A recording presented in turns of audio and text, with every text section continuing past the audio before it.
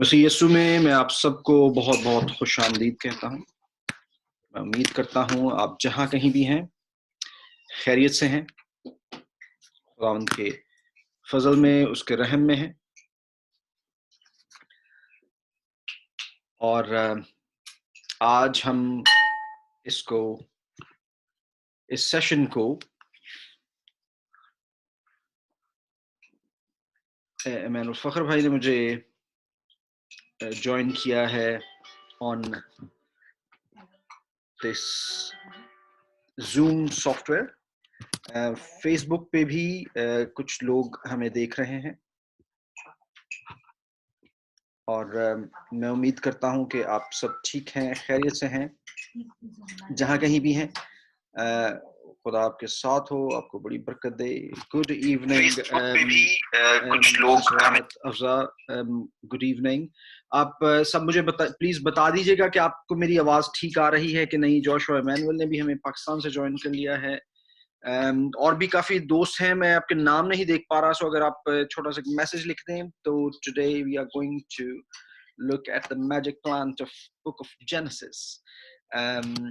और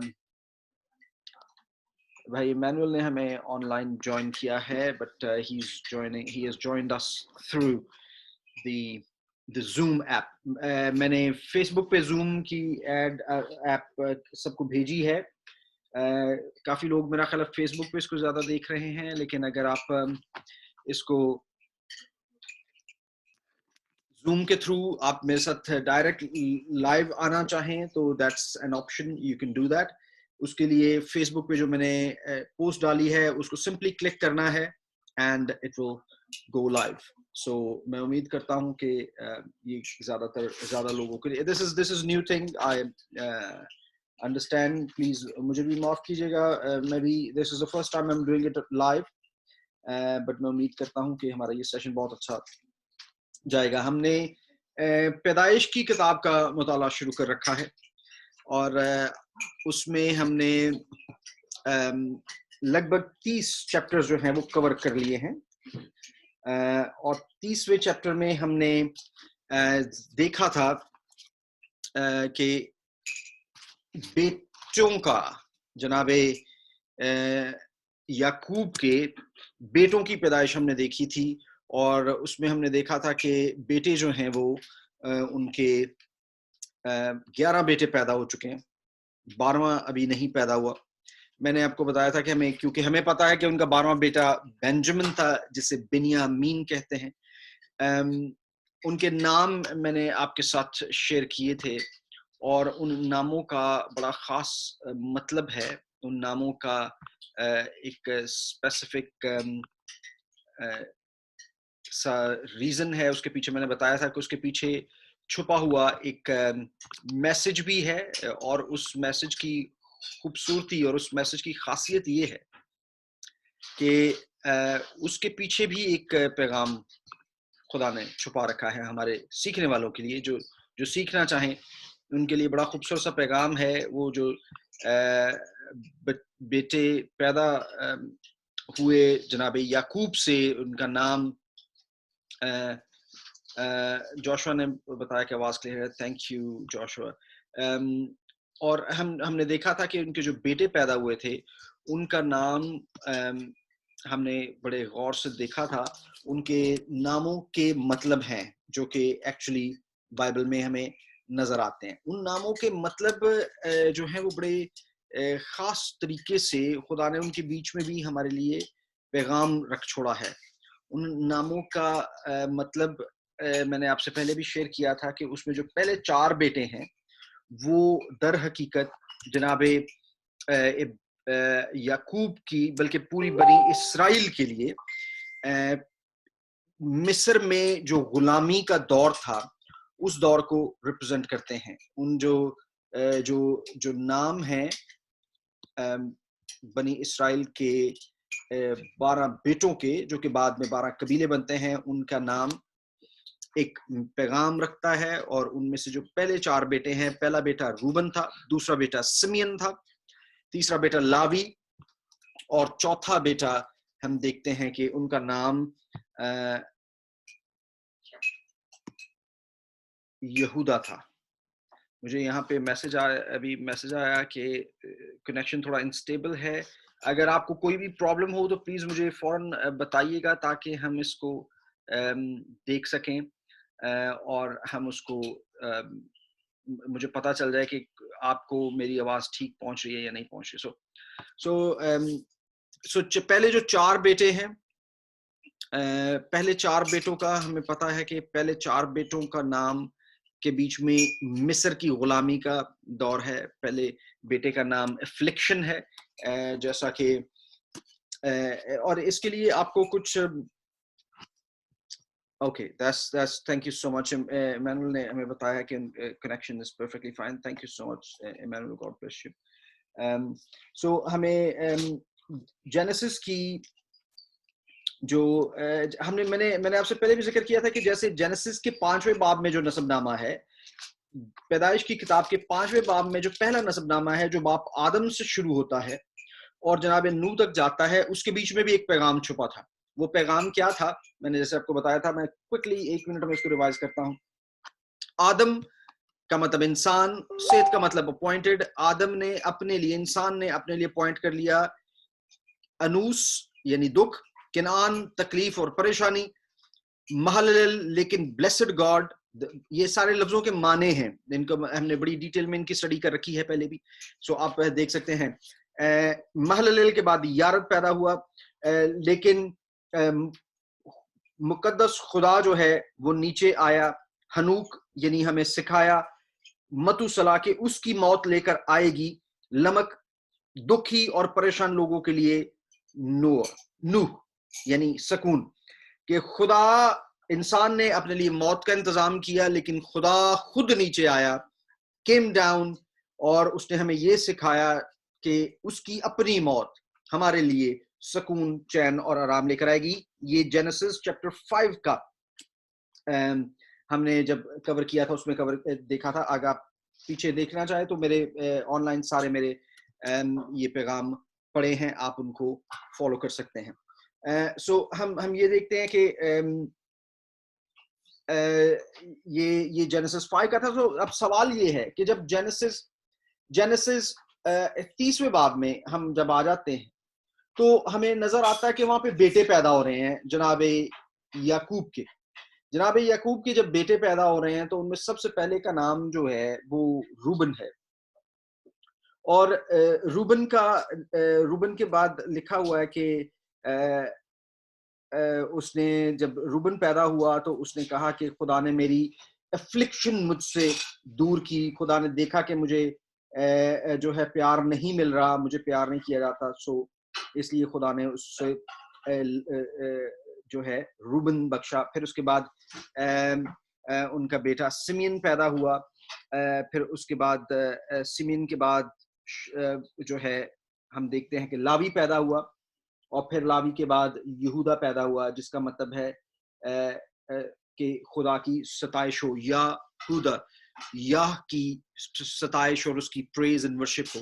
सो यहूदा जब पैदा हुआ, सो हम देखते हैं कि इन 4 बच्चों में पहला बेटा जो है वो अफ्लिक्शन को जाहिर करता है। जब बनी इस्राइल कौम वहां पर चली गई और उन्होंने वहां पर जाकर ये देखा कि मिस्र में, हालांकि वो जब शुरू में गए तो उनका बड़ा अच्छा वक्त गुजरा, उसके बारे में कहा जाता है कि लगभग वो 30 साल थे, जो अच्छा वक्त था। उसके बाद अफ्लिक्शन शुरू हो गई, फिर परेशानियां, दुख, तकलीफ उनका नसीब बन गए। उन्होंने उनको बड़ा मारा और दबाने की कोशिश की, और इस तरह फिर खुदा के नाम को जलाब याह की। यहोवा की सताइश कब हुई? यहोवा की सताइश तब हुई जब खुदा उनको वहां से निकाल लाया और खुदा ने उनको दोबारा बहाल किया। उसके बाद हमने देखा कि ट्रूप्स कम, इस तरह सारे बेटों के नाम के साथ। ये मैंने पिछले मेरे सारा बड़ी डिटेल से मैंने इसको बयान किया है, सो मैं ज्यादा वक्त इस पे नहीं लगाना चाहता। मैं चाह रहा हूँ कि हम आगे को बढ़ें और हम अपने जो कवर है, टॉपिक है, उसको अच्छे से कवर कर सके। हमने पिछली दफा जनाब यूसुफ तक इसको कवर किया था, जो कि 30वें बाब की 24वीं आयत बनती है। सो हम 30वें बाब की 25वीं आयत से अब शुरू करते हैं। बाय द वे 11 बच्चे उनके जो हैं वो वहां पे ही फिदान अराम में ही पैदा हुए थे, जो कि एक्चुअली हारान का इलाका है, जो कि जिसको हम आजकल के दौर में, लेटेस्ट दौर में सीरिया कह सकते हैं। वो वहां पर पैदा हुए थे। और इसके बाद हम जब देखते हैं कि जो बाकी बच्चे हैं, एक बेटा जो है उनका, वो कहाँ पर आके पैदा हुआ है, वो उनके जहाँ पे वो नीचे आ गए थे, जब अपने मामा से अपनी बीवियों अपने बच्चों को लेकर वो नीचे आ गए, तो फिर उसके बाद सबसे आखिरी बेटा बिन्यामीन पैदा हुआ। और बिन्यामीन का नाम क्या था? पहले था उसका नाम the son of pain, the तकलीफ, क्योंकि उनकी बीवी की डेथ हो गई थी। वो सबसे प्यारी बीवी थी, जिसको वो सबसे ज्यादा प्यार करते थे, उनकी डेथ हो गई। लेकिन उसके बाद हम देखते हैं कि उन्हीं का फिर उसी बच्चे का नाम बाद में यू नाम देता है, जैसे the son of the right hand, जो कि आखिरी बेटा है। And who is the son of the right hand? खुदा के दाहिने हाथ कौन बैठा है जाके? खुदा यीशु मसीह। सो वो पूरा एक प्लान जाहिर करता है। आगे बढ़ते हैं 25वीं आयत में। बाय द वे, मैं 30वें बाब में मैंने आपसे आज का जो है वो टॉपिक है द मैजिक प्लांट। इससे पहले कि हम आगे बढ़े 30वीं आयत से मैं आपके साथ ये शेयर करता चलूं। लिखा है कि तब लिया ने कहा, ये कौन है? जब उसका आखिरी बेटा आशुर पैदा हुआ है, तब उसने अपने को कहा कि औरतें मुझे खुशकिस्मत कहेंगी, और उसने उसका नाम आशिर रखा। ये जो है आशिर हुआ। और रूबन गेहूं काटने के मौसम में घर से निकला और उस खेत में मर्दुम गया, उसे खेत में मर्दुम गया मिल गया। लफ्ज है मर्दुम गया। मैंने पिछले सेशन में कहा था कि जी मैं इसके बारे में बहुत ज्यादा, क्योंकि डिटेल नहीं मेरे पास मौजूद है, सो मैं कोई भी बात करने से पहले चाहूंगा कि मैं ऐसे ही बोल ना दूं, मैं उसके बारे में स्टडी करूं, फिर मैं आपको ये बात सिखाऊं, ताकि मैं आपको कोई गलत चीज के बारे में इंफॉर्मेशन ना दे दूं, या कोई गलत इंफॉर्मेशन आपके सामने ना कर दूं। सो मैंने इसके बारे में काफी डिटेल में फिर जो है स्टडी की है, और मैं जिस नतीजे पे पहुंचा वो ये है कि ये मर्दम गया जो है, ये क्या चीज है? मर्दम गया, इसको मैंड्रिक्स के नाम से इंग्लिश की बाइबल में लिखा गया है। मैंड्रिक्स, मैंड्रेक, या इसका एक्चुअल जो लैटिन वर्ड है, ये लैटिन जुबान से जो वर्ड है इसका, उसके लिए है मैनड्रैगोरा। मैनड्रैगोरा का मतलब है मैन एंड ड्रैगन, ये दो लफ्जों को मिला के बनाया है मैनड्रैगोरा। मैनड्रैगोरा, या जिसे अब इंग्लिश में हम मैंड्रेक के नाम से जानते हैं। ये वो एक ऐसा खेत, ऐसी चीज है, मैं आपको जो मेरे दोस्त फेसबुक पे देख रहे हैं, आप देख सकेंगे, सबको मैं भी दिखाता हूं अभी। I'll show you just in a second। आप मेरे साथ रहिएगा, और मैं आपको इसके बारे में एक्चुअल फोटो दिखाना चाह रहा हूं कि ये एक्चुअली मैंड्रिक्स है क्या चीज, क्या बला है, क्या चीज है जिसके बारे में मैं आपको बताना चाह रहा हूं। ये इंतहाई वंडरफुल चीज है। आप इसको देख के आपको कुछ याद आ जाएगा। अगर आप ये देख सकते हैं अपनी स्क्रीन पे, आप इस चीज को देख सकते हैं इस वक्त। ये गमला है, पौधे में लगा है, एक पौधा है जिसके ऊपर बड़े थोड़े से पत्ते हैं, और इसकी अजीब सी बात जो है वो ये है कि ये इंसान की शक्ल का लग रहा है। ऐसे लग रहा है जैसे इसके हाथ हैं, और इसको जब उखाड़ा जाता है जमीन में से, तो दर हकीकत इसके it is a plant which has roots which are divided like forks, कांटे की तरह इसके कोने होते हैं। ये मैंड्रिक्स है, ये मर्दुम गया है। ये पौधा जो है ये मर्दुम गया है। जी, are you following me?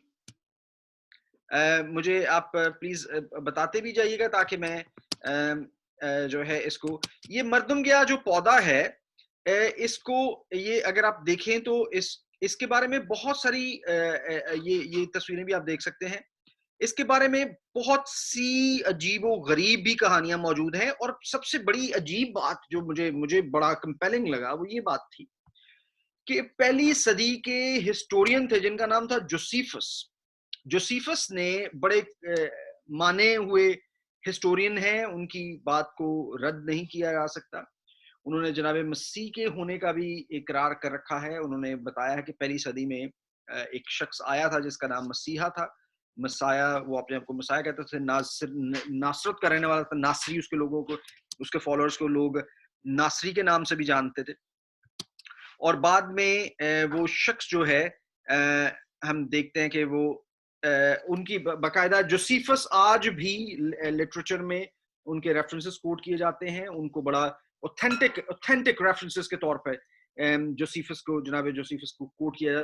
Josephus Flavius नाम था उनका। सो जोसेफस ने इसी पौधे मैंड्रिक्स के बारे में लिख रखा है। उन्होंने लिखा है कि ये पौधा जो है, अब इस पौधे के बारे में बहुत सारी ऐसे मालूम होता है जैसे ये बड़ी खाम ख्याली वाली या बड़ी फैंटेसी वाली बातें हैं, लेकिन इस पौधे के बारे में क्योंकि ये कहा जाता है कि ये इंसान जैसा लगता है, इसमें बाजुकात अगर आप देखें तो आपको कुछ इस तरह के पौधे भी मिलेंगे जिसमें बाकायदा मर्द और औरत बना हुआ नजर आता है हमें। और वो भी जो है वो that is a very strange phenomenon, लेकिन दैट इज ट्रू। सो हम देखते हैं कि जब जी, मैं इसको स्टॉप कर देता हूँ शेयरिंग। सो आई होप कि आप लोगों ने इस चीज को देखा। So this is called मैंड्रिक English में, मर्दुमगिया क्या चीज है और क्यों राहल ने लिया से ये कहा कि मुझे ये पौधा दे दे। अब यहां इस स्टेज तक 8 बच्चे पैदा हो चुके हैं, 8 बेटे पैदा हो चुके हैं। कौन? 4 बेटे लिया से, रोबन, सिमियन, लीवाई, जूडा, और उसके बाद 2 बच्चे जो हैं वो नफ्ताली और गैड जो है, जद जो है वो पैदा हो गए हैं बिल्हा से। फिर उसके बाद 2 बेटे जो हैं वो जिल्फा से पैदा हुए हैं, और उनका जो 2 बेटे मेरा ख्याल है कि जो दान और नफ्ताली पैदा हुए थे बिल्हा से, और फिर उसके बाद 2 और जुल्फा से पैदा हुए। तो 8 बेटे थे टोटल जनाबे याकूब के, लेकिन रेचल का कोई भी बेटा, कोई बच्चा नहीं था। सो अब रेचल यहाँ पे जो है उनको कहती हैं कि जी तुम मुझे ये जो मर्दुमगिया है ये दे दो, उसके बारे में लिखा। तब राहल ने लिया से कहा कि अपने बेटे के मर्दुमगिया में से मुझे भी कुछ दे दे। उसने कहा, ये क्या छोटी बात है कि तूने मेरे शौहर को ले लिया है, और अब क्या मेरे बेटे के मर्दुमगिया भी लेना चाहती है? राहल ने कहा, बस आज रात वो तेरे बेटे के मर्दुमगिया की खातर तेरे साथ सोएगा। और दैट वाज, फिर इसीलिए वहां से बेटा जो पैदा हुआ उसका नाम हम देखते हैं कि उसका नाम इश्कार रखा। इश्कार का मतलब है मुझे मेरा मुआवजा मिल गया।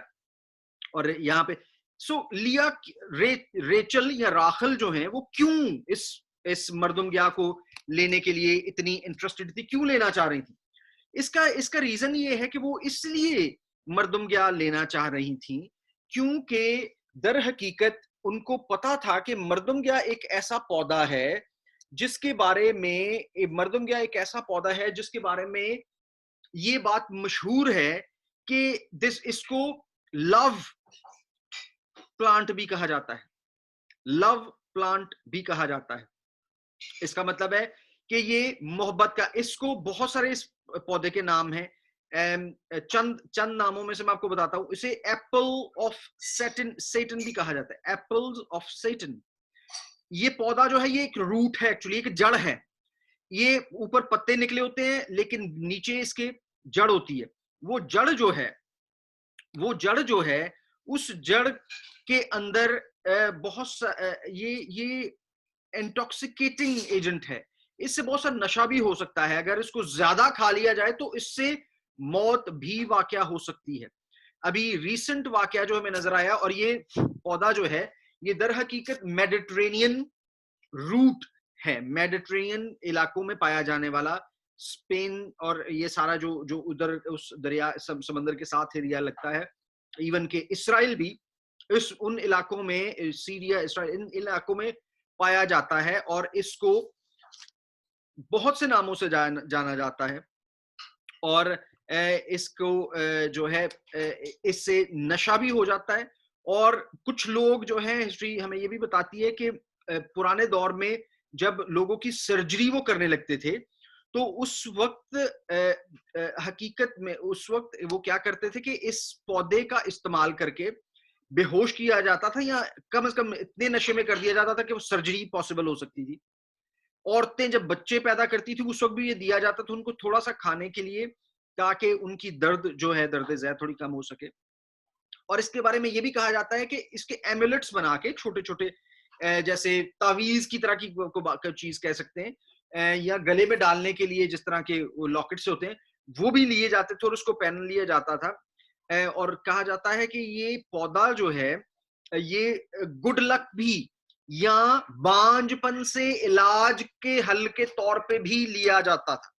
बांझपन से इलाज के तौर के हल पे भी लिया जाता था। अब ये पौधा जो है, ये पौधे के बारे में बकायदा बुक्स लिखी जा चुकी हैं, और ये पौधा बड़ा मिस्टिकल सा पौधा है। इसके बारे में ये कहा जाता है कि जब इसको निकालते हैं जमीन से, तो अभी ये लेजेंड्स के तौर पे हैं ये बातें, जो आप अभी बातें में बता रहे हो, ये लेजेंड्स हैं। कहा जाता है जब इसको उखाड़ते हैं तो इसकी चीखें निकलती हैं। जब वो चीखें निकलती हैं तो वो चीखें जो भी सुनता है वो मर जाता है। इसीलिए इवन के जनाबे जोसेफस ने अपनी हिस्ट्री में, फर्स्ट सेंचुरी की हिस्ट्री जो उन्होंने बयान कर रखी है, तो उसमें उन्होंने बकायदा लिखा है कि जब आप इसको निकालने लगे तो इसका बेहतरीन हल है कि इसके इर्द गिर्द से मिट्टी हटा दी जाए, और उस मिट्टी को हटाकर उसकी रूट जब नजर आनी शुरू हो जाए तो उसके साथ कोई चीज बांध के कुत्ते को या किसी जानवर को उसके साथ बांध दिया जाए, और वो जब वहां से हटने की कोशिश करेगा तो ये पौधा निकल आएगा। तो उसकी चीखों से वो जानवर मर जाएगा लेकिन इंसान बचा रहेगा।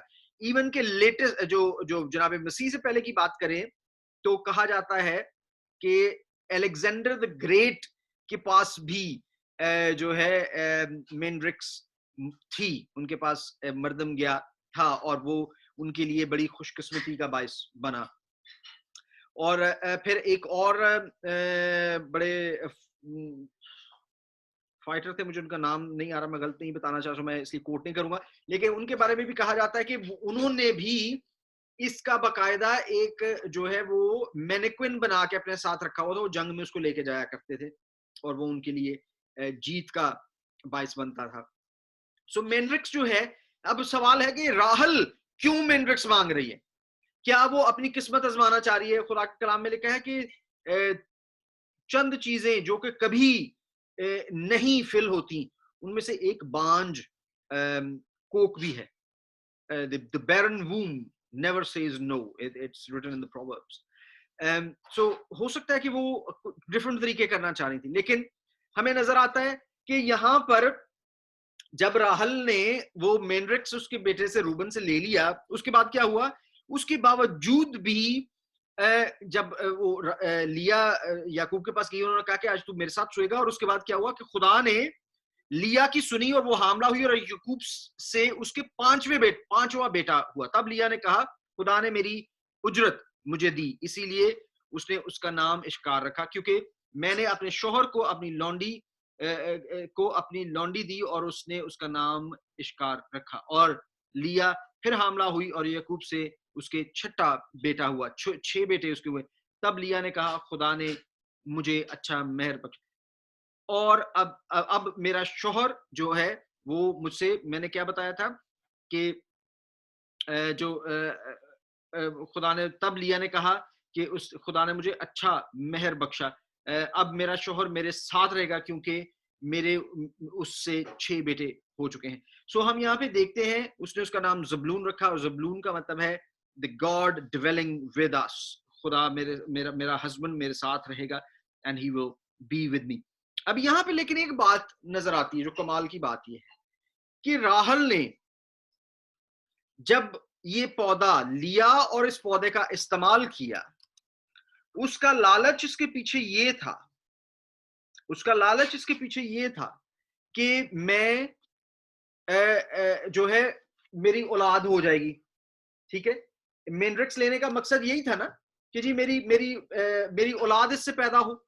लेकिन दर हकीकत उसकी औलाद उसकी वजह से पैदा नहीं हुई. She did not have the son or any issue. कोई बच्चा उसके पैदा नहीं हुआ. लेकिन उसके बावजूद हम देखते हैं कि लिया का फिर भी दो बेटे पैदा हो गए. और हम इस बात को बिल्कुल मैं बिब्लिकली, बिकॉज मैं आपको ये बात बता रहा हूं, मैं इसको बड़े खास तौर पर आपको ये बात बताना चाहता हूं कि मेंड्रिक्स की वजह से लिया के बच्चे नहीं पैदा हुए थे. मेंड्रिक्स से पहले भी उसके 4 बच्चे मौजूद थे. उसके पहले 4 बच्चे मौजूद थे. और अगर हम ये देखें कि जो उसके बाद हमें नजर आता है कि जब 2 बेटे उसके और हुए हैं, राहल ने, जिसने एक्चुअली इसलिए मेंड्रिक्स मांगी उससे कि इससे शायद जो है मेरे लिए बेहतरी हो जाए, लेकिन वो बेहतरी हुई नहीं. It did not give her any benefit, बल्कि वो फिर भी बांझ की बांझ ही रही. वो बांझ की बांझ ही रही. और हम इस चीज को ये इस तरह देख सकते हैं कि ऑन द अदर हैंड वो उसके तो बच्चे नहीं हुए, लेकिन खुदा ने फिर भी उसकी सुन ली. और मेंड्रिक्स का कोई फायदा नहीं हुआ. फायदा किसका हुआ? Ultimately it was God that provided her with the issue, जिसने उसकी कोख को हरा किया. और फिर लिखा है कि अब यहाँ पे इसके बीच में 2 बेटे भी हो चुके हैं, कोई फायदा नहीं हुआ. इसके बाद उसकी बेटी उसका नाम उन्होंने दीना रखा. और खुदा ने राहल को याद किया और खुदा ने उसकी सुनकर उसके रहम को खोला. So this is eventually what became the reason for her to have the child was the gift or the blessing of God. So खुदा की तरफ से फिर आगे बढ़ते हुए, और जब राहल से यूसुफ पैदा हुआ तो याकूब ने लाबन से कहा, मुझे रुखसत कर कि मैं अपने घर और अपने वतन को जाऊं. अब यहाँ पर यूसुफ अभी पैदा हुए हैं, उन्होंने कहा मुझे जाने दे. यहाँ पे आगे एक और बड़ा कमाल वाकया आने वाला है. यहाँ पर एक ऐसी डील होने वाली है.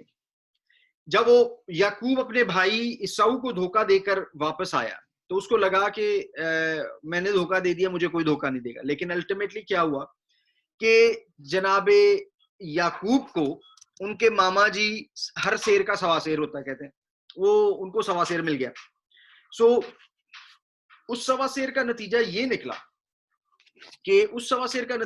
निकला कि दर हकीकत उनके मामा जी ने उनको बेटी जो देनी थी उसके बदले में कुछ और सिलसिला करके तो उनको दूसरी बड़ी बेटी दे दी, जो कि याकूब जिसमें इंटरेस्टेड नहीं थे. याकूब इंटरेस्टेड थे राहल में.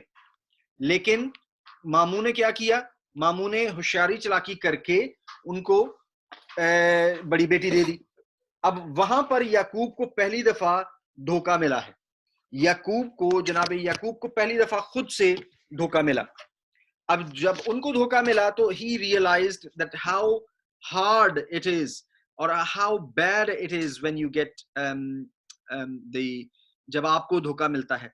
और फिर उसके बाद हम देखते हैं कि अब यहाँ पर याकूब जो हैं, उनको जब उन्होंने जाने के लिए रुखसत मांगी है, उन्होंने कहा कि मुझे जाने दिया जाए, तो अब यहाँ पर मामा जी उनको कह रहे हैं कि तू रुक जा, मुझे खुदा ने तेरी वजह से बरकत दी है. ऐसा नहीं है कि वो कोई बात अपनी तरफ से बना रहे थे, but that was the truth कि खुदा याकूब के साथ था.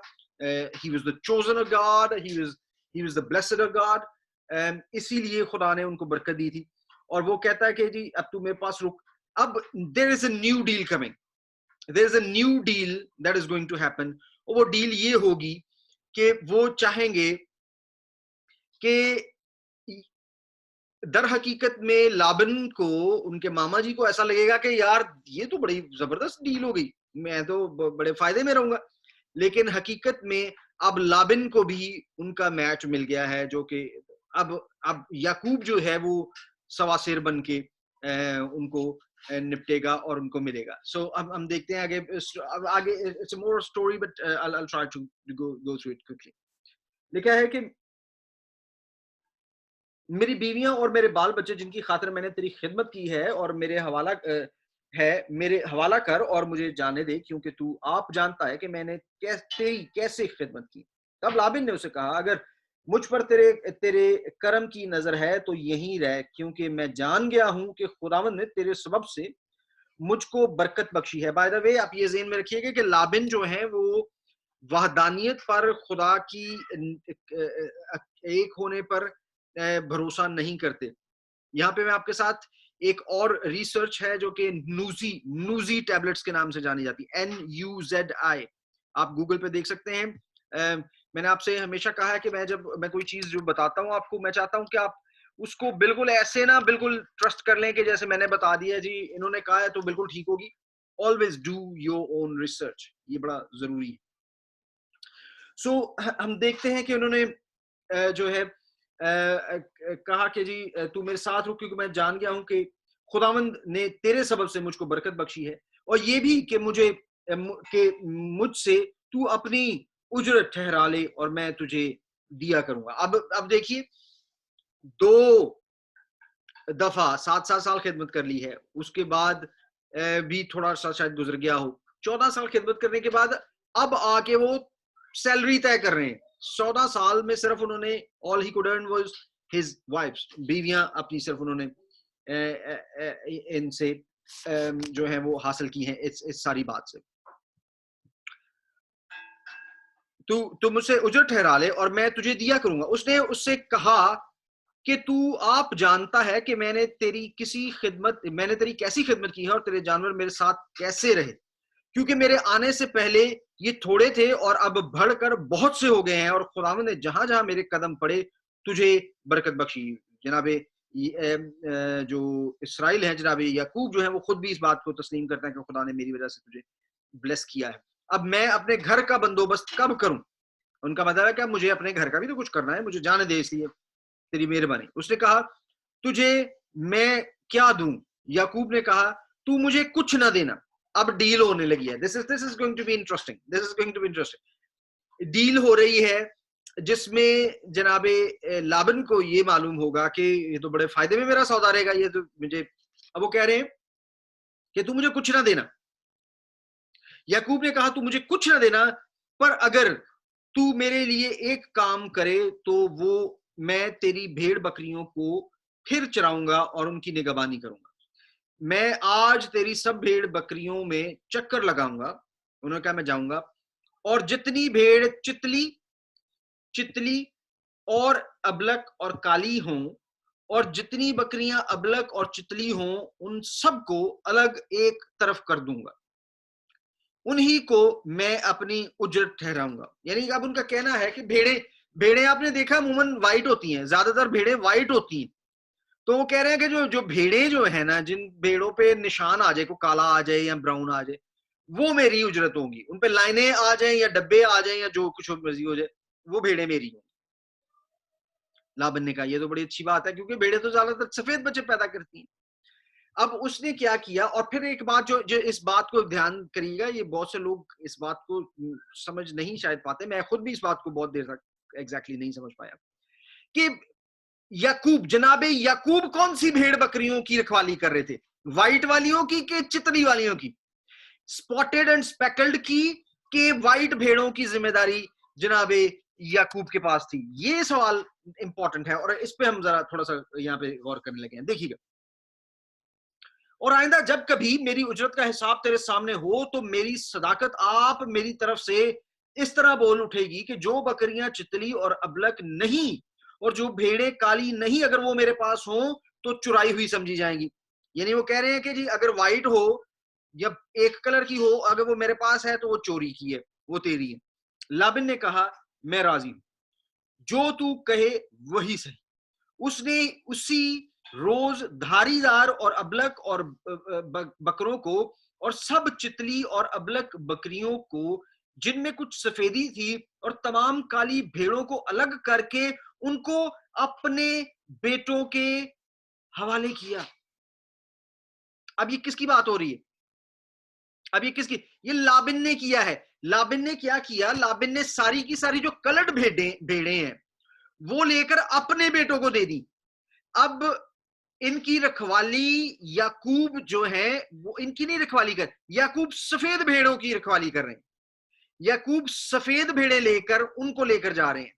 अब मेरी इस बात को समझ रहे हैं, इसको फॉलो करना जरूरी है ये। और मैं आपको ये भी बताता चलूं कि बाय द वे ये फॉर्मूला जनाबे याकूब को एवं नहीं आ गया था, ये उनका अपना नहीं था कोई स्कीम, ये खुदा की तरफ से सिखाई गई टेक्निक और स्कीम थी, ये खुदा ने बताई थी। मैं इसका भी आपको सबूत देता हूं, मेरे साथ बने रहिए प्लीज।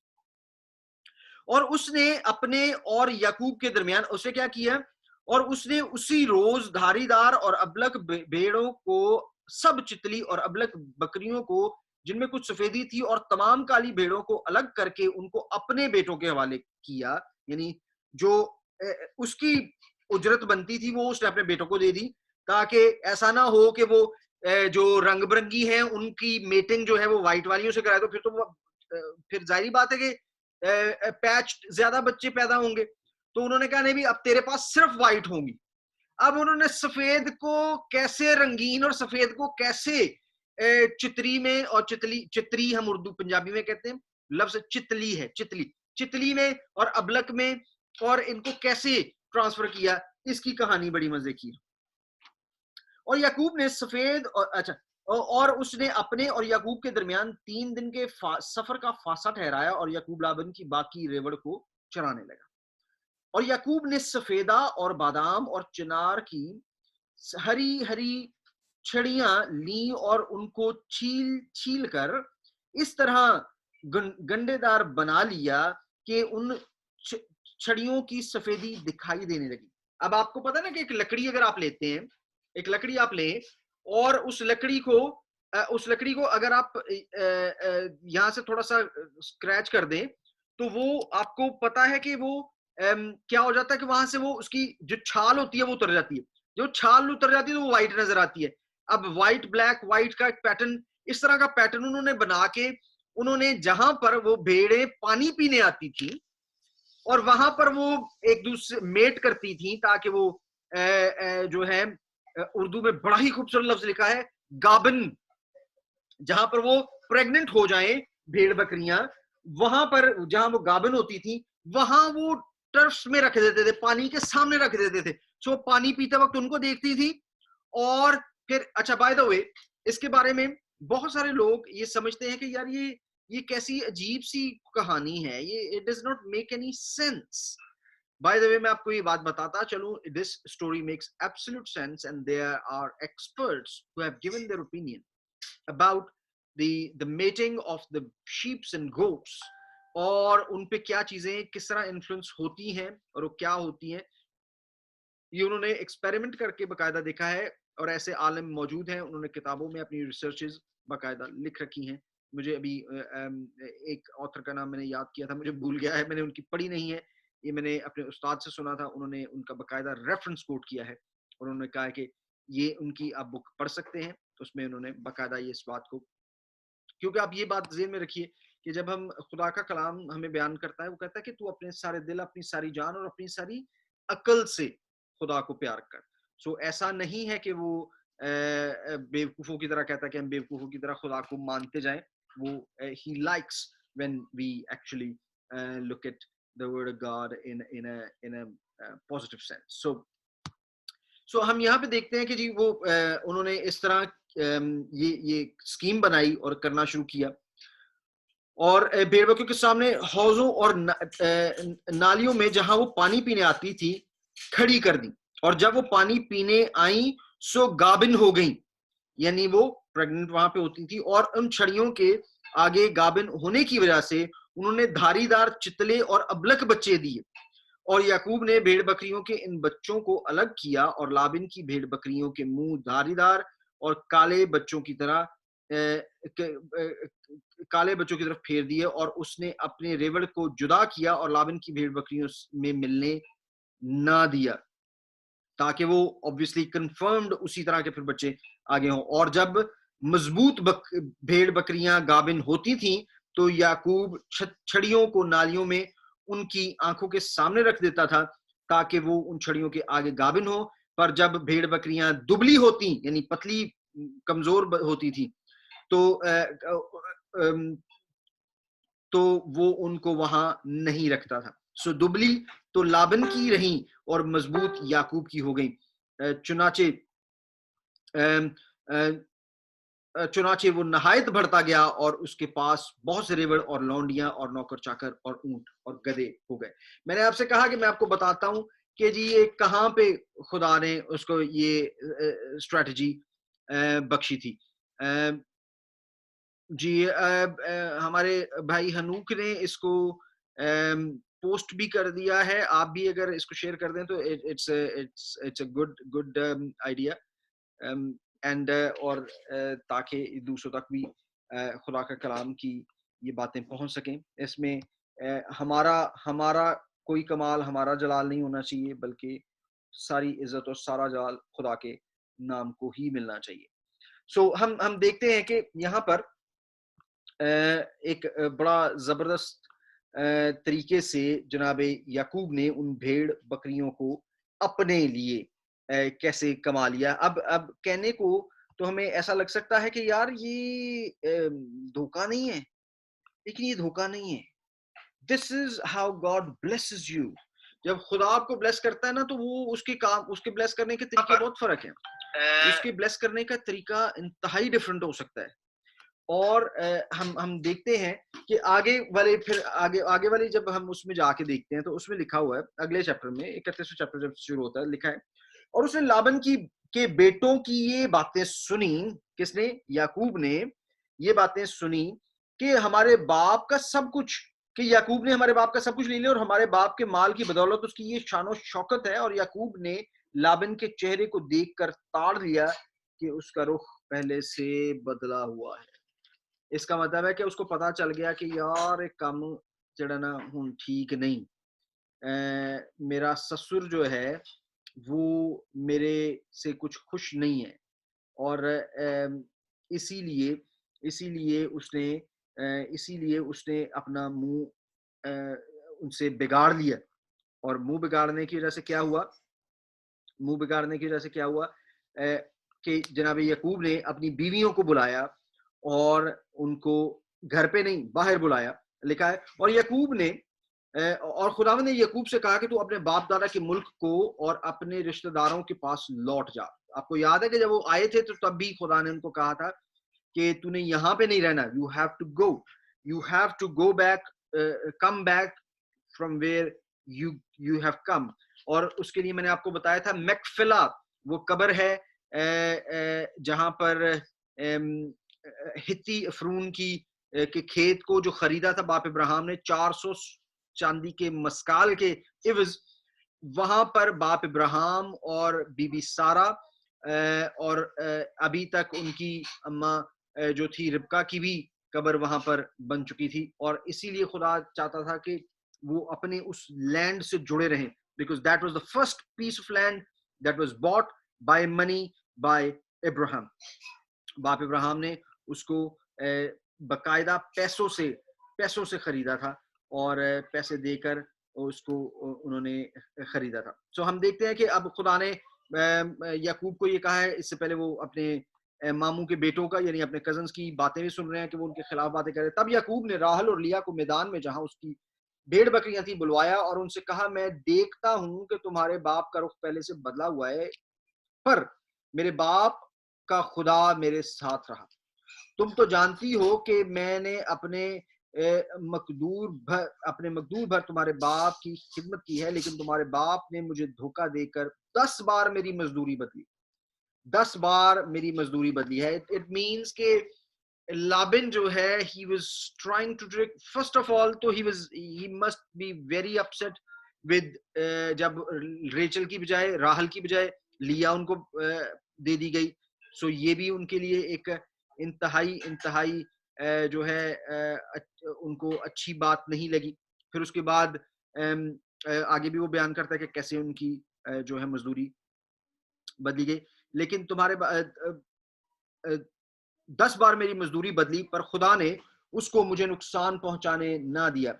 जब उसने ये कहा कि चितले बच्चे तेरी उजरत होंगे, तो भेड़ बकरियां चितले बच्चे पैदा देने लगी।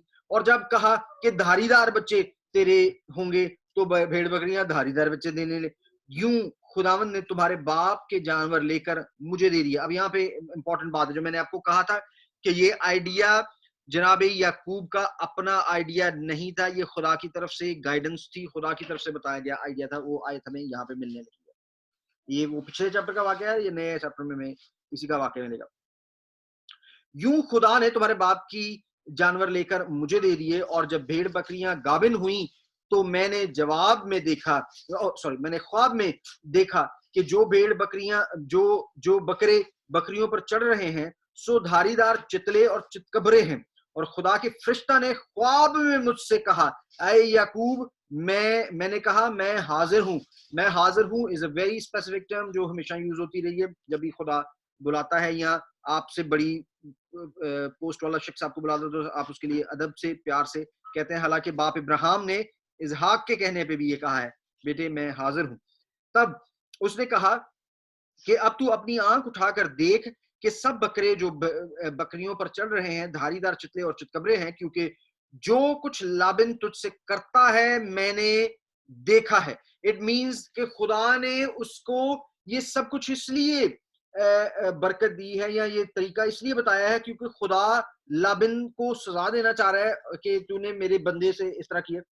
और फिर खुदा ने बकायदा अपनी आइडेंटिटी बताई है, क्योंकि अभी तक याकूब जो है उनकी पहली पर्सनल इंटरेक्शन विद गॉड बैतल के मकाम पे भी थी, जब वो बाप अपनी माँ और बाप को छोड़कर यहाँ पर आ रहे थे, हारान फिदान परान में आ रहे थे। तो वहां पर आते हुए एक मकाम पर हमें पता है फादान आराम में आ रहे थे, तो वहां पे हमें पता है कि उन्होंने आते हुए जहां पे सोए थे वहां पर उन्होंने ख्वाब देखा कि एक सीढ़ी है जिसे हम जेकब्स लैडर कहते हैं। हमारे यहाँ पे एक सिटी है, उसे बाथ सिटी कहा जाता है। बाथ सिटी का जो एबी है, उसका जो चर्च है, मेन चर्च जो है, उस चर्च के बाहर भी उन्होंने चर्च के फ्रंट पे सीढ़ी बनाई हुई है जो ऊपर को जा रही है और ऊपर खुदा बैठा हुआ है। और वो that from there we get the phrase Jacob's ladder, या याकूब की सीढ़ी। सो हम देखते हैं कि खुदा ने कहा कि मैं बैतेल का खुदा हूं जहां तूने सतून पर तेल डाला और मेरी मन्नत मानी। बस अब उठ और इस मुल्क से निकलकर अपनी जाद भूमि को लौट जा। जाद भूमि यानी जन्म भूमि को, जैसे हम हिंदी में कहते हैं, अपनी जन्म भूमि को लौट जा। तब राहल और लेया ने उसे जवाब दिया। अब देखें अब उसकी बीवियां क्या कह रही हैं। और एक जो नोट करने वाली बात है कि यहाँ 2 बीवियां आई हैं, चारों नहीं आई हैं। वो 2 लौंडियां जो हैं जिनसे बच्चे पैदा हुए, वो बच्चे भी राहल और लिया ही की मलकियत माने जाते हैं, और इसीलिए उनके नाम भी हमें नजर आता है कि बिल्हा के जब बच्चे पैदा हुए तो राहल ने उनका नाम रखा है, और उसके पीछे बकायदा मैसेज भी छुपा रखा है। सो अब वो क्या कह रही है। तब राहल और लिया ने उसे जवाब दिया कि क्या अब भी हमारे बाप के घर में कुछ हमारा बकरा या मिरास है? क्या वो हमको अजनबी के बराबर नहीं समझता, क्योंकि उसने हमको भी बेच डाला और हमारे रुपए भी खा बैठा। यानी किसको बेच डाला? यानी तुझे, तूने जो पैसे देकर हमारे लिए किया है, यहाँ तो हो ना कि तुझे ही पैसे दे देता और हमें होता कि यार ये हमारा शोहर जो है, जो पैसे इसने कमाए थे वो हमारे बाप को देकर लिए और हमारे बाप ने वो इसको वापस दे दिए, नहीं कि वो हमारी बेराज में है। तो उन्होंने कहा कि उसने तो हमें भी बेच डाला।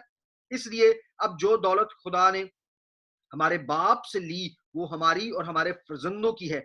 बस जो कुछ खुदा ने तुझसे कहा है वही कर। तब याकूब उठकर अपने बाल बच्चों और बीवियों को ऊंटों पर बिठाया और अपने सब, अब वो खुद ही, ये इट्स अ क्विक फैसला कि हम निकल रहे हैं। क्योंकि उनका बाप जो है वो वहां पर मौजूद उस वक्त नहीं है। उनका बाप कहां पे चला गया है? उनका बाप जो है ही इज गॉन टू अपने भेड़ बकरियों की बाल पशम कुतरवाने के लिए, बाल उतरवाने के लिए गया है। सो अपने जानवरों और अपने सब जानवरों और उन्होंने ऊंटों पर बिठाया अपनी बीवियों, अपने बच्चों को, अपने सब माल को, और अपने सब माल को उसने लेकर जो है उसने क्या किया, अपने सब माल को लेकर को उसने इकट्ठा किया था। यानी वो जानवर जो उसे फिदान आराम में उजरत में मिले थे लेकर चला ताकि मुल्क किनान में अपने बाप इसहाक के पास लौट जाए। और लाबिन अपनी भेड़ों, लाबिन कौन, यानी कि बच्चियों का बाप, यानी इन बनी इसराइल का नाना और जनाब याकूब का ससुर। और लाबिन अपनी भेड़ों की पशम कुतरने को गया हुआ था। सुराहल अपने बाप के बुतों को चुरा ले गई। अब ये पॉइंट बड़ा इंटरेस्टिंग है जिस पे मैं आपके साथ थोड़ा सा कुछ आपको बताना चाहता। तो क्या हुआ है कि उन्होंने क्या किया कि उसने अपने बाप के वो चुरा लिए बुत। अब ये बुत जो है, ये बुत जो है, इनके लिए इब्रानी जुबान में जो लफ्ज इस्तेमाल हुआ है वो है टेराफीम। इसका मतलब है, फर्स्ट ऑफ ऑल, ये मैं आपको अभी दिखाता हूं, आप प्लीज स्क्रीन पे ही इसी पे अभी को नजर आएगा, आप देखिएगा। ये मैं आपको जो चीज दिखा रहा हूं, this is Blue Letter Bible. ये ब्लू लेटर बाइबल है और उसमें आयत नंबर हम जेनेसिस की किताब 31वां बाब उसकी 19वीं आयत देख रहे हैं। ये आप देख सकते हैं इब्रानी में इसको लिखा हुआ है और इब्रानी में लिखा हुआ है। और फिर आप इसी आयत के एंड लेबन लबान वेंट हलाक कजाज में मुझे माफ कीजिएगा, मैं ऑब्वियसली मुझे इब्रानी बिल्कुल नहीं आती, मैं थोड़ी बहुत सीखता रहता हूँ, लेकिन I do not claim to know. और ये देखिए द इमेजेस, ये जिसको बुत उर्दू में लिखा गया है, इसके लिए लफ्ज इस्तेमाल हुआ है टेराफिम। इसके लिए लफ्ज क्या इस्तेमाल हुआ है? टेराफिम। अब ये टेराफिम्स जो हैं, ये टेराफिम्स जो हैं, ये टेराफिम्स दर हकीकत हैं क्या? यहाँ पे भी बड़ी इंटरेस्टिंग मैं आपके साथ ये बात एक शेयर करना चाह रहा हूँ। अब मेरी मेरी मेरी बात को ध्यान से सुनिएगा। This is a very very very interesting point. Teraphims जो हैं दर हकीकत टेराफिम्स छोटे छोटे बुत हैं, ये बड़े बुत नहीं है, ये छोटे छोटे फिगरिंग्स होते हैं। ये आपको अगर आप मैं let me see if we can find any teraphims on Google.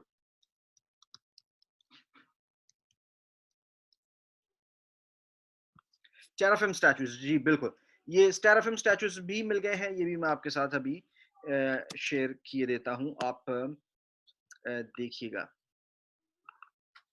ये टेराफिम्स हैं, ये देख रहे हैं, ये एक हाथ में दिखाया जा रहा है और ये छोटे छोटे बुत हैं।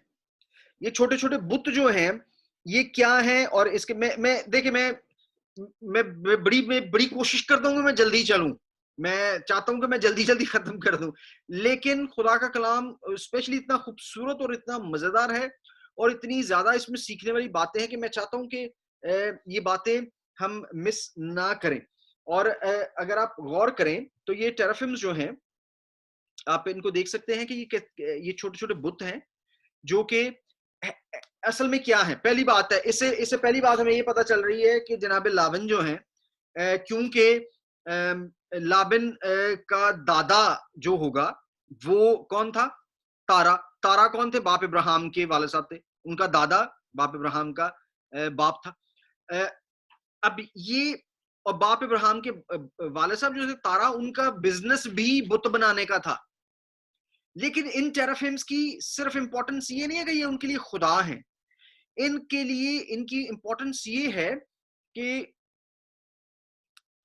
मैं एक और चीज देखता हूं, अगर मैं आपको दिखा सकूं। इसके लिए एक नूजी टैबलेट्स,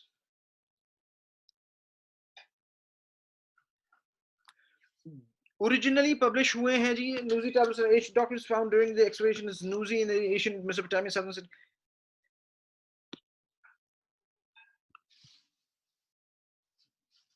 ऑक्सफोर्ड बिब्लियोग्राफीज में नूजी टैबलेट्स के मैं आपको अभी दिखाने लगा। नूजी टैबलेट्स क्या है? नूजी टैबलेट्स कुछ ऐसे डॉक्यूमेंट्स हैं जो हमें मिले हैं एक्सकवेशन हुई एक इलाके की जिसका नाम नूजी है, और ये सीरिया के पास कहीं इलाका पड़ता है, बिल्कुल वही इलाका है जहां फदान आराम था, या जिसको हारान भी हम कहते हैं।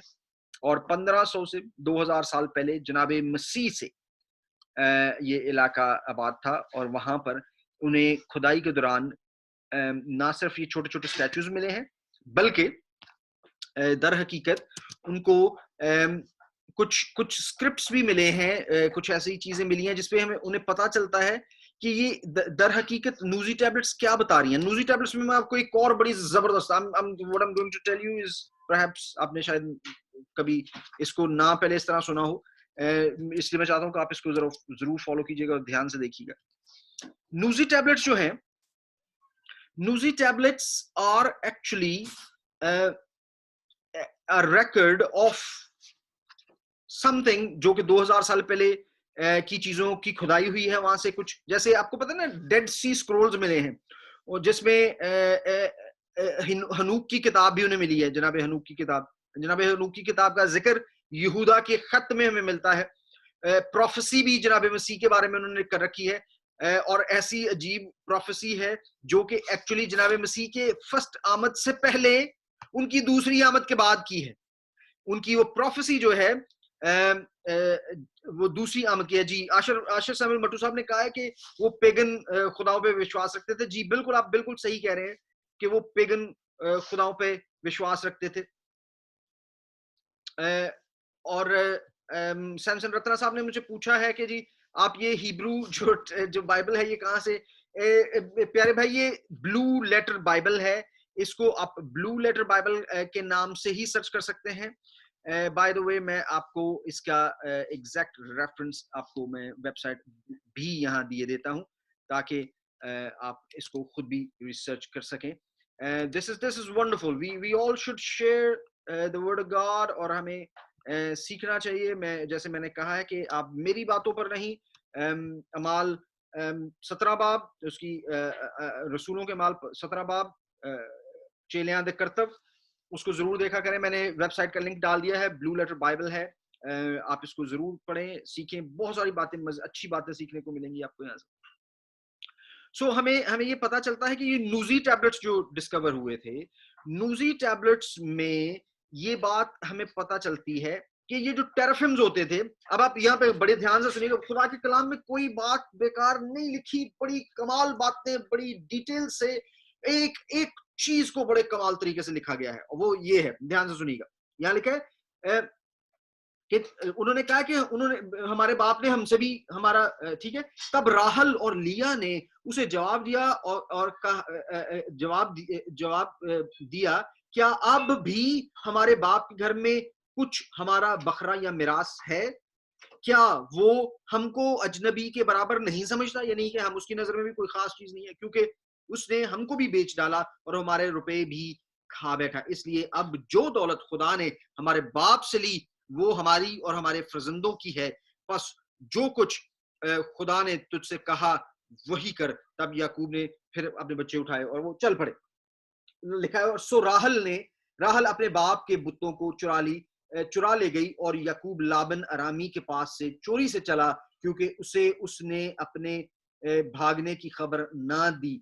सो वो अपना सब कुछ लेकर भागा और दरिया पार होकर अपना रुख कोहे जलाद को कर दिया। गिलियड वैली जो है बाद में जिसमें गिलियड, इसको हम देखते हैं कि जलाद का जो इलाका है ये उन्होंने रूबन और जद और मनस्सा के आधे कबीले को दिया था। ये आपको वाकया मिलेगा नंबर्स के गिनती की किताब में, आगे जाके लगभग 30वें बाब से ऊपर आपको जिक्र इसका मिलेगा। सो हमें ये बात हमें पता चलती है कि ये बात हमें यहाँ पे पता चलती है कि ये सारी बातें जो हो रही हैं, अब ये वो क्यों, मैं सवाल था कि क्यों उसने बुत चुरा लिए? इन्हीं बुतों की वजह से बाप लाबन, उसका जो बाप लाबन है वो पीछे आ जाएगा।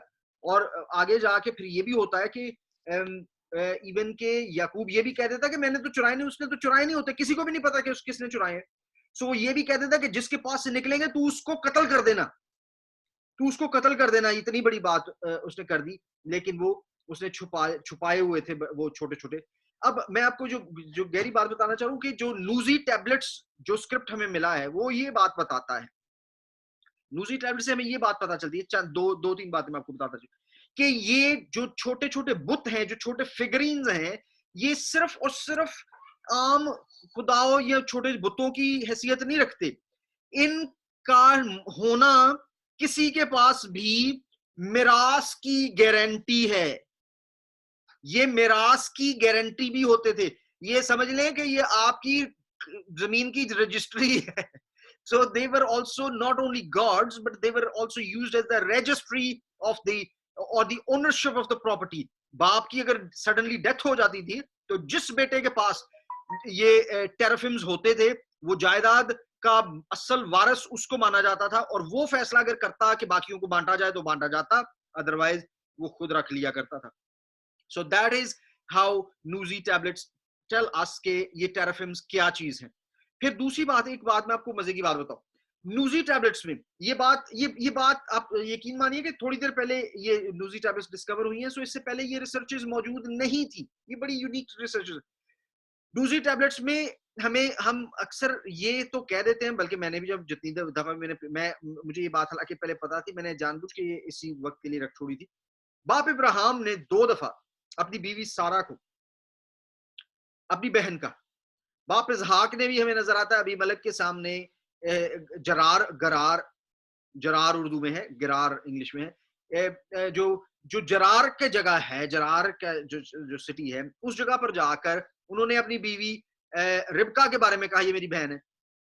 लेकिन आपको पता है कि ये नूजी टैबलेट्स हमें ये बात भी बताती हैं कि दर हकीकत उस दौर में एक स्टेटस होता था कि आप अपनी बीवी को अपनी बहन का दर्जा दे सकते थे। मेरी बात ध्यान से सुनिए, बड़ी इंपॉर्टेंट। अपनी बीवी को बहन के दर्जे तक एलिवेट कर सकते थे। अब बहन का दर्जा जहां पे एलिवेट हो जाता है, अब ये सुनने में बात बड़ी अजीब लग रही है, सुनने में तो बात ये भी अजीब लगती है कि जी मेरे बच्चे नहीं हो रहे, तू मेरी नौकरानी ना बच्चे पैदा कर ले। सो आपको ये बात ज़हन में रखनी है कि we are not talking about 21st century या post cross, we are talking about the times which are very very old times.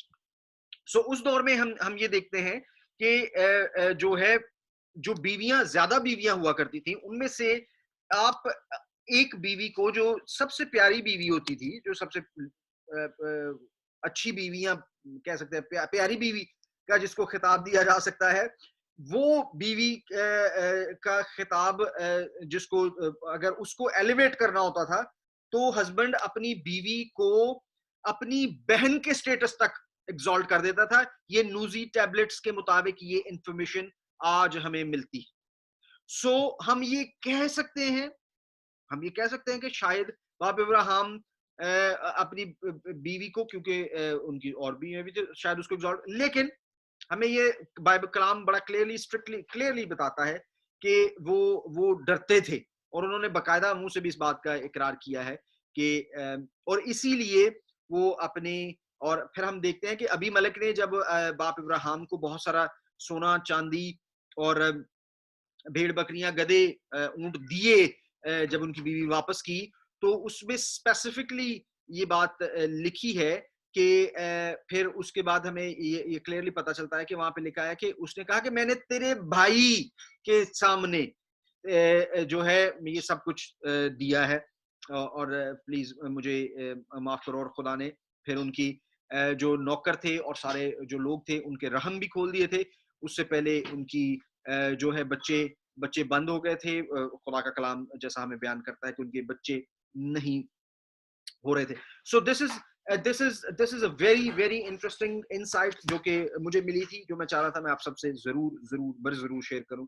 सो इसमें हमने आज जो है मर्दम गया के बारे में, वो मैंड्रेक जो है उसके बारे में बड़ी मजे की बात सीखी कि ये बूटी जो है बाय द वे ये इंचेंटमेंट के लिए भी यूज होती थी, जादू के लिए भी इस्तेमाल होती थी, लेकिन उसके लिए बड़ी स्पेसिफिक रस्में होती थी, जो कि क्लियरली हमें नजर आता है कि बाप इब्राहिम अम्मा राहल जो है, याकूब की सबसे प्यारी बीवी राहल जो है, उनका कहीं पे भी ये मकसद नहीं है कि वो इंचेंटमेंट के लिए इसको इस्तेमाल करें, बल्कि वो और इसका बड़ा क्लियरली लिखा है कि वो इसलिए भी इस्तेमाल हो सकती थी कि अपनी जो है बीमारी से, अपनी बांझपन से उसका इलाज किया जाए। सो हम देखते हैं कि उन्होंने बुत चुरा लिया और याकूब लाबिन अरामी के पास चोरी से निकल आए। और तीसरे दिन लाबिन को खबर हुई कि याकूब भाग गया। अब तीसरे दिन उनको पता चला है, तब उसने अपने भाइयों को हमरा लेकर 7 मंजिल तक उसका ताकुब किया, यानी 7 दिन के मुसाफत तक उनके पीछे आया और जलाद के पहाड़ पर उसे जा पकड़ा। और रात को खुदा लाबिन अरामी, अब वो रात को पहुंचे हैं वहां पे, रात को अब खुदा ने क्या किया है, आप देखेंगे कि खुदा बाप इब्राहिम की दफा भी इंटरफेयर करके पैगाम दे देता है, इस बंदे ਨੂੰ छूना नहीं, यदि बीवी ਨੂੰ नहीं छूना, दे आर माई पीपल। इसी तरह बाप इब्राहिम ने बाप इसहाक के लिए भी खुदा ने जो है वो कर दिया। लेकिन फिर हम देखते हैं कि अभी फिर हमने अब देखें कि जब याकूब भागे हैं तो तब भी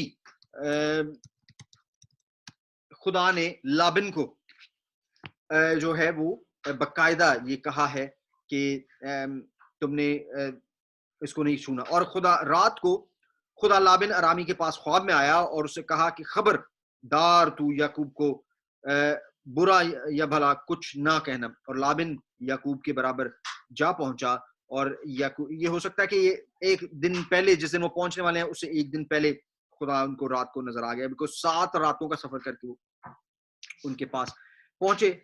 और लाबिन याकूब के बराबर जा पहुंचा और याकूब ने अपना खैमा पहाड़ पर खड़ा कर रखा था। सो लाबिन ने भी अपने भाइयों के साथ जलाद के पहाड़ पर डेरा लगाया। तब लाबिन ने याकूब से कहा कि तूने ये क्या किया कि मेरे पास से चोरी से चला आया और मेरी बेटियों को भी इस तरह ले आया गोया वो तलवार से असीर की गई हों, यानी ऐसे है जैसे तू उनको चोरी करके लाया। तू छुप कर क्यों भागा और मेरे पास से चोरी से क्यों चला आया और मुझसे क्या और मुझे कुछ कहा भी नहीं, वरना मैं तुझे खुशी खुशी तबले और बरबत के साथ गाते बजाते रवाना करता और मुझे अपने बेटों और बेटियों को चूमने भी ना दिया। तूने बेहुदा काम किया। अब वो अपनी जैसे कह रहे हैं कि तूने ये बुरा किया, मुझ में इतना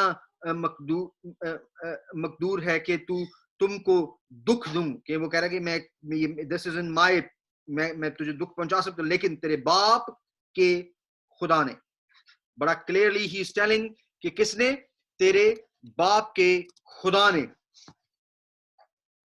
ठीक है, लेकिन तेरे बाप के खुदा ने कल रात मुझे कहा कि खबरदार तू याकूब को बुरा या भला कुछ ना कहना। अब वो उस खुदा की बात कर रहा है जिसके बारे में उसको पता है कि ये खुदा जो है उसको ब्लेस कर रहा है, तू उसको कुछ बुरा या भला ना कहना। खैर, अब तू चला आया तो चला आया, क्योंकि तू अपने बाप के घर का बहुत मुश्ताक है, लेकिन मेरे बुतों को क्यों चुरा लाया। इसका मतलब है वो जो इससे पहले सारी कहानियां कर रहा था ना, शायद उसको बेटियों का या उनका कोई इतना चाह भी ना हो, क्योंकि बेटियां खुद गिला कर रही हैं कि हमारे बाप को हमारी फिक्र ही नहीं है। He is treating us like we are not her daughters, और उसने हमें बेच दिया है, हमारे से कोई ख्याल नहीं। अब उसने असल बात की कि तू लेकिन मेरे बुतों को भी को क्यों चुरा लाया। तब याकूब ने लाबिन से कहा, इसलिए कि मैं डरा, क्योंकि मैंने सोचा कि कहीं तू अपनी बेटियों को जबरन मुझसे छीन न ले। अब जिसके पास तुझे तेरे बुत मिले वो जीता नहीं बचेगा। इसका मतलब है कि याकूब को इस बात का बिल्कुल गुमान भी नहीं है कि राहल ने ये काम किया है, और ही नोज के हम चोरी नहीं करके लाए। लेकिन सवाल ये है कि राहल ने क्यों चोरी किया था। क्वाइट पॉसिबल, ये this is not in the scripture, खुदा का कलाम इस बारे में नहीं बता रहा। सो मैं नहीं चाहता कि इस पे हम बहुत ज्यादा अपनी राय कायम करें, लेकिन थोड़ा सा समझने की कोशिश की जा सकती है। नूजी टैबलेट्स की रोशनी में हमें ये बात समझ आती है कि जिसके पास टैबलेट्स, जिसके पास ये होते थे, वो उसके पास ये हक होता था कि वो प्रॉपर्टी पे अपना राइट क्लेम कर सकता है। सो हो सकता है कि राहल ने इसलिए, क्योंकि उसने पिछले चैप्टर में लिखा था ना कि उसने अब हमारा, उसके घर में कुछ हमारा बकरा या मिरास है, क्या उसके में कुछ है, तो वो शायद मिरास के लिए उन छोटे बुतों को या टेराफिम्स को चोरी करके ले आई थी। तब याकूब ने लाबन से कहा, इसलिए कि मैं डरा के, तू अब जिसके पास तेरे बुत मिले वो जीता नहीं, तेरा जो कुछ मेरे पास निकले उसे इन भाइयों के आगे पहचान ले, क्योंकि याकूब को मालूम ना था कि राहल उन बुतों को चुरा लाई है। चुनाचे लाबिन याकूब और लिया और दोनों लौंडियों के खेमा में गई, और पर उनको वहां ना पाया। तब वो लिया के खेमा से निकलकर राहल के खेमा में दाखिल हुआ। अब राहल का अपना खेमा है, वो उसमें बैठी हुई है, और राहल उन बुतों को लेकर और उनको ऊंट के कजावा में रख कर एक उसमें कपड़े का उसका जो बैग सा है, आई डोंट नो, इसके लिए मैं आपके लिए इंग्लिश का भी रेफरेंस निकाल सकता हूँ। 31वां बाब है और उसकी 34वीं आयत है। 31वां बाब उसकी 34वीं आयत है। Now Rachel had taken the images and put them in the camel's furniture. ऊंट का फर्नीचर है, ऊंट की कोई चीज है बनी हुई है, मोस्ट प्रॉब्ली कोई चीज हो सकती है जिसमें उसको रखने की कोई जगह है। सो उसमें उन्होंने उसको रखा है। एंड सैट अपॉन देम, और उनके ऊपर बैठ गई। कुछ छोटी सी चीज है जिसके ऊपर बैठ गई है। ऊपर उन्होंने अपनी वो जो ऑब्वियसली उनके फ्रॉक्स जैसी होती हैं, जो पूरे चौगे से होते थे, वो पहने हुए हैं। सो नोबडी नोज कि वो उसके पास क्या है। उन पर बैठ गई, और लाबिन ने सारे खेमा को टटोल कर देख लिया, पर उनको ना पाया। तब वो अपने बाप से कहने लगी, ऐ मेरे बुजुर्ग, यानी ऐ मेरे वालिद बाप, तू इस बात से नाराज ना होना कि मैं तेरे आगे उठ नहीं सकती, क्योंकि मैं ऐसे हाल में हूं जो औरतों का होता है, यानी she is going through the monthly periods,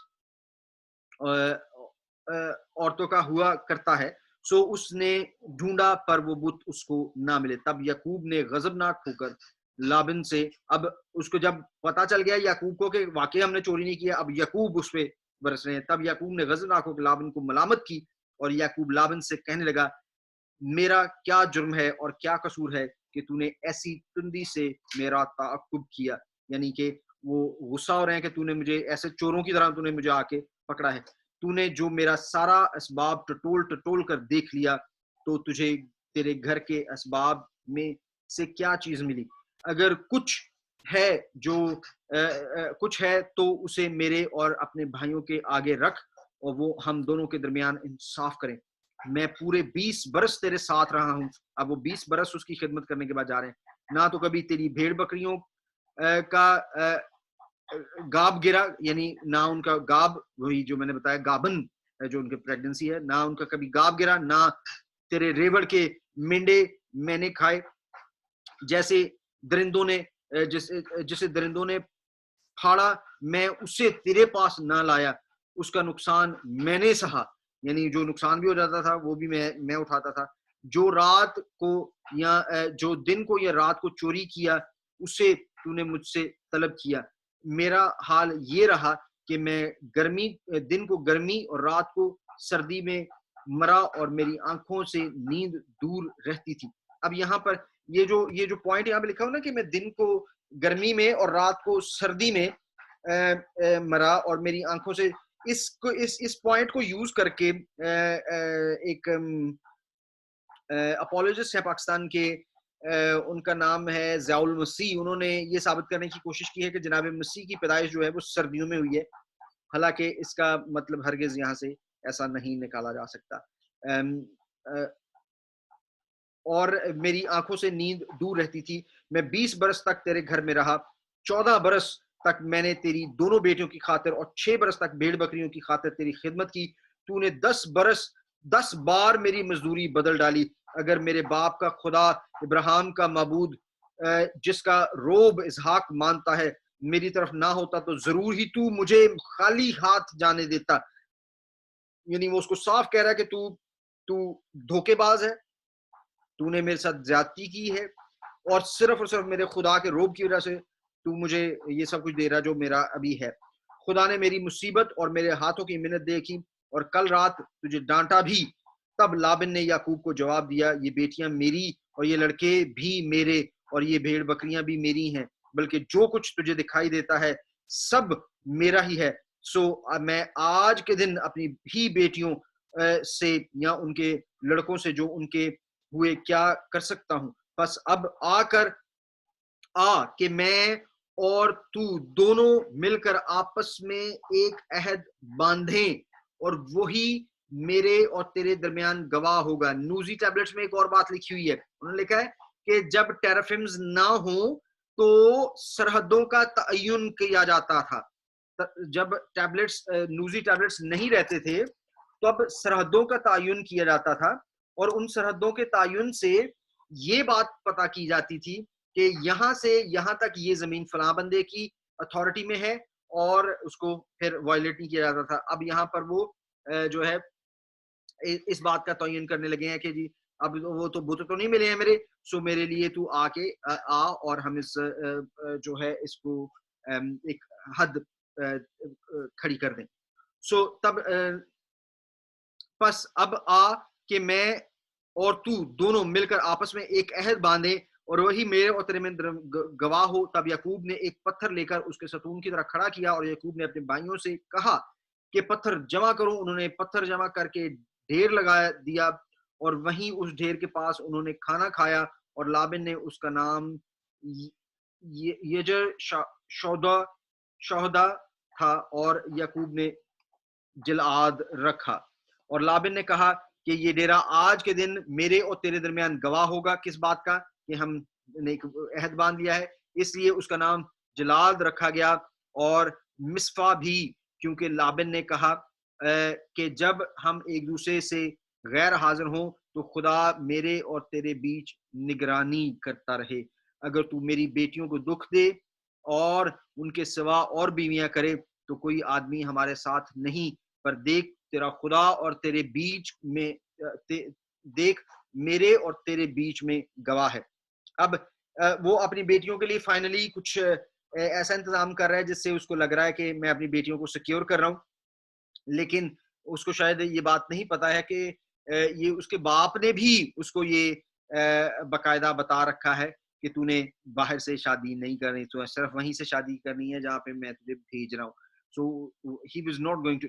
लाबिन ने याकूब से ये भी कहा कि इस ढेर को देख और इस सतून को देख जो मैंने अपने और तेरे बीच में खड़ा किया है।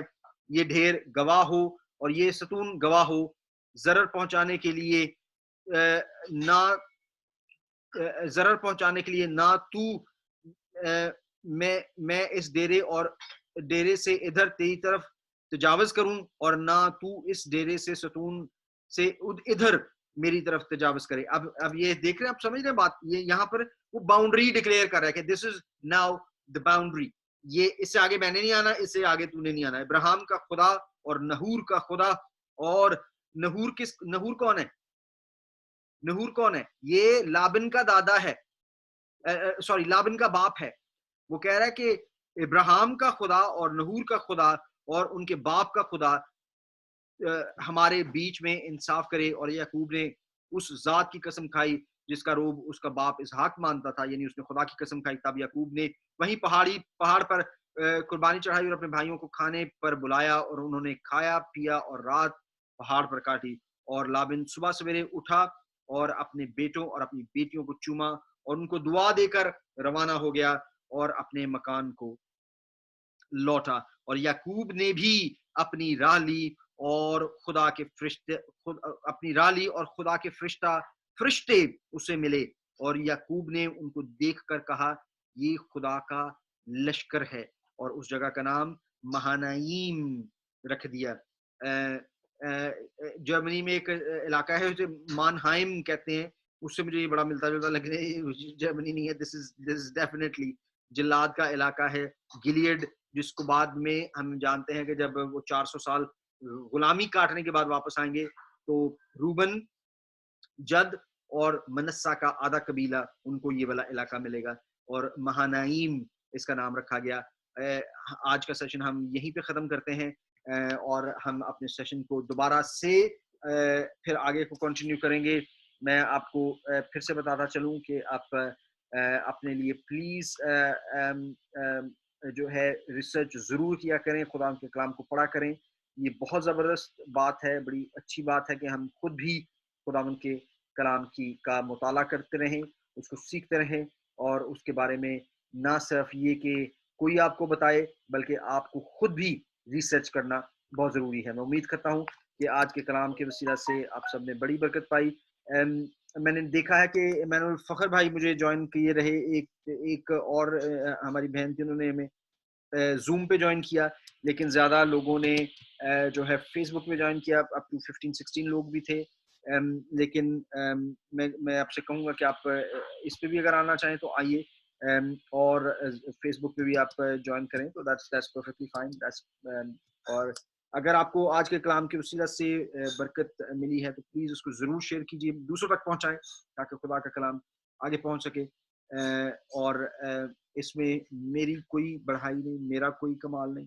मैं फिर से कहूँगा कि सारी इज्जत, सारा जलाल सिर्फ और सिर्फ खुदा के नाम को मिलना चाहिए और सिर्फ उसका नाम ऊंचा होना चाहिए। We all are vessels. There have been so many teachers across centuries who have worked, और जिनकी स्टडीज की वजह से हमें इतना हायर ग्राउंड मिलता है कि हम ये सारी बातें सीखने के बाद और रिसर्च कर सकते हैं। सो अपना मुताला ज़रूर रखिए।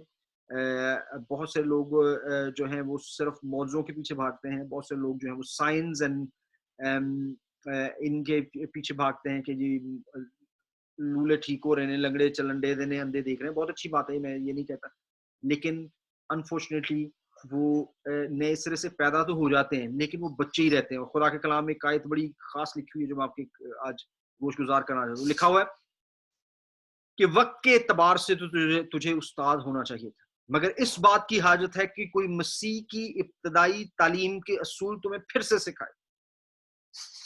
कि वक्त के उस्ताद हिसाब से तो तुम्हें उस्ताद होना चाहिए था, मगर इस बात की हाजत है कि कोई मसीह की तालीम के इब्तदाई असूल तुम्हें फिर से सिखाए। सो लेट अस प्रॉमिस कि हमें बेसिक बातों पे नहीं बैठे रहना, खुदा के कलाम की को बढ़ना है आगे। मैं हमारी बहन है फ़खर भाई की मिसेस है, वो कह रही थी कि फ़खर थोड़ा बिजी हैं, उनका काम है, तो उसके बाद वो ज्वाइन करेंगे। तो मैंने कहा नहीं, वर्क कम्स फर्स्ट। तो मुझे कही थी नहीं जीसस कम फर्स्ट। मैं कहता नहीं, वर्क शुड कम फर्स्ट, क्योंकि हमारा काम देखकर लोग जानेंगे कि हम मसीह के मानने वाले हैं। मैं बहुत अच्छी अच्छी बातें करूं, मैं बहुत अच्छा कलाम सुनाऊं, लेकिन मैं अपने काम पे चोरी करूं, मैं अपने काम पे धोखा दूं, ये अच्छी गवाही नहीं। वी शुड, खुदा के कलाम में लिखा है कि तुम जो काम करो ये जान के करो कि खुदा के जलाल के लिए करते हो, और इन सारी बातों से फिर हमारे खुदा के नाम को जलाल मिलता है। So thank you so much for staying with me. मैं उम्मीद करता हूं कि आपको खुदा ने आज के कलाम से बरकत दी है। मुझे बहुत सीखने को मिलता है, मैंने बहुत एंजॉय किया। मैं उम्मीद करता हूं कि आप भी इसी तरह बढ़ते रहेंगे। और मनिंदर भाई, Maninder Singh ji, thank you so much. Shamila Khan, Ali Liaquat sahab, thank you so much. Deep Sabharwal, Sharjeel Shamim, Ashif भाई, thank you for your input. मेरे दोस्त हैं डैरन हैमर, मेरे बिजनेस एसोसिएट भी हैं, उन्होंने भी ज्वाइन किया था। मेरा नहीं ख्याल उनको कुछ ज़्यादा समझ आई होगी, लेकिन मैं अक्सर देखता हूँ कि वो आते हैं, ज़रूर देखते हैं, थोड़ा बहुत देख के। अकीला हमारी रिश्ते में मेरी बहन की बहू हैं, मेरी भी बहू बनती हैं। अमेरिका से उन्होंने ज्वाइन किया। Reverend Faraz Malik sahab, thank you so much. Satwinder Chadda sahab, John sero यहाँ पे हमारे हेस्टन से ही ताल्लुक़ रखते हैं। राहील आफ्ताब मट्टू साहब, शरून शहजाद, सैमसन रत्ना जी, थैंक यू सो मच। आपको मैं उम्मीद करता हूँ कि ब्लू लेटर बाइबल आपके बहुत काम आएगी। आप वर्ड्स को हमेशा इसमें से ज़रूर देखा कीजिए। और मैं उम्मीद करता हूँ कि मरकज़ शमाउन पाकिस्तान से, राहत Afza, Irfan Masih sahab, thank you so much. Joshua Pindi से, और मैं आप सबको बहुत बहुत बहुत बहुत थैंक यू कहता हूँ। मैं उम्मीद करता हूँ कि आप सब अपने आप का बहुत ख्याल रखेंगे। And we'll see once again day after tomorrow. Yet tomorrow, Pastor Tasawa will be doing a session, Why Blood of Jesus, on tomorrow 8 o'clock. बड़ी खूबसूरत सीरीज है, बड़ी डिटेल में, बड़ा खूबसूरत तरीके से एक एक आयत को खोलकर बयान करते हैं, बड़ी डिटेल से खुदा के कलाम की तफसीर करते हैं। और इट्स वंडरफुल वंडरफुल सेशन। सो कल 8 बजे आप प्लीज हमें ज्वाइन कीजिए, पास्टर सवर होंगे, and I will meet you again day after tomorrow with a new thing जहां पर जनाब याकूब का नाम बदला जाता है। Thank you so much, God bless you. अपना बहुत ख्याल रखिएगा, और खुदा ने चाहा जल्दी मुलाकात होगी। God bless you.